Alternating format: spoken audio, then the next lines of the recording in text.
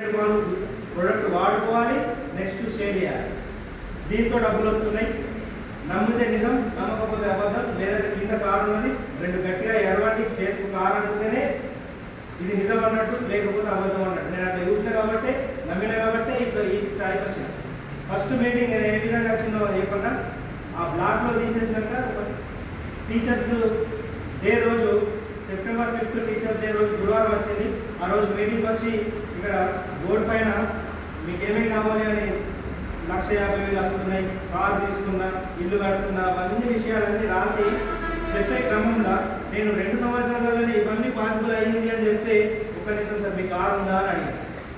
ఉంది సార్, కావాలంటే కింద తీసుకురాకుండా. ఒక్క నిమిషం ఈ మీటింగ్ అంతా ఇట్లనే సైలెన్స్ ఉంచండి, నేను వెళ్ళి కారు యూస్ అవుతా అని చెప్పి కిందికి వెళ్ళి ఇట్లా కారులో కొట్టుతే కార్ అంటే ఇది కొత్త కార్ నిజమే అని గిల్లుకొని వచ్చి మళ్ళీ ఫస్ట్ బెంచ్లో కూర్చొని సార్ చెప్పిందంత నోట్ రాసుకొని